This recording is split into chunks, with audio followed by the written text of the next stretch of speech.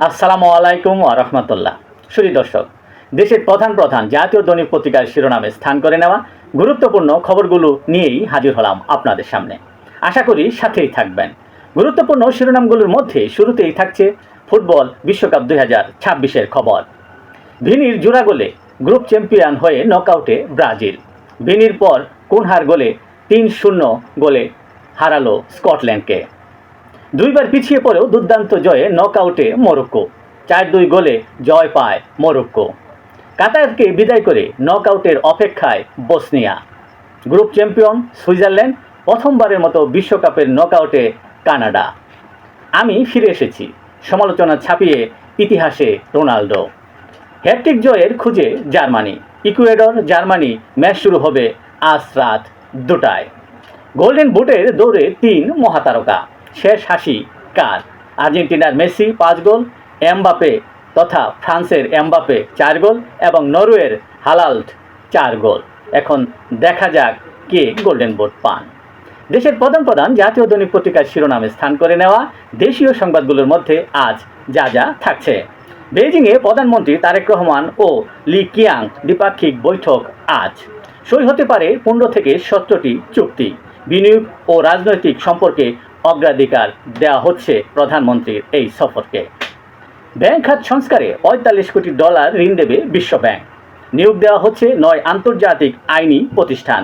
উদ্দেশ্য 30 ব্যাংকের খেলাপি ঋণের টাকা বিদেশ থেকে ফেরত আনা। সংসদে এক প্রশ্নোত্তর পর্বে অর্থমন্ত্রী এ তথ্য জানান। এলএনজি, সার ও ভোজ্য তেলের আমদানি সহ 20 ক্রয় প্রস্তাব অনুমোদন দিয়েছে সরকারি ক্রয় সংক্রান্ত মন্ত্রিসভা কমিটি।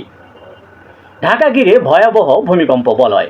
পূর্বাভাসের ব্যবস্থা নেই, প্রস্তুতিও নেই। উচ্চ ঝুঁকিতে ঢাকার 56% ভবন। মার্কিন তুলা ব্যবহারকারী পোশাকের শুল্কমুক্ত প্রবেশাধিকার নিশ্চিতের দাবি বিটিএমএ এর। মার্কিন প্রতিনিধি দলের সাথে বৈঠকে এ দাবি করে সংস্থাটি। বিস্ফোরকের অভাবে মধ্যপাড়ায় পাথর উত্তোলন বন্ধ। জুলাই হতে কার্যক্রম শুরুর আশা। দেশের প্রধান প্রধান জাতীয় দৈনিক পত্রিকার শিরোনামে স্থান করে নেওয়া আন্তর্জাতিক খবরগুলোর মধ্যে আজ যা যা থাকছে।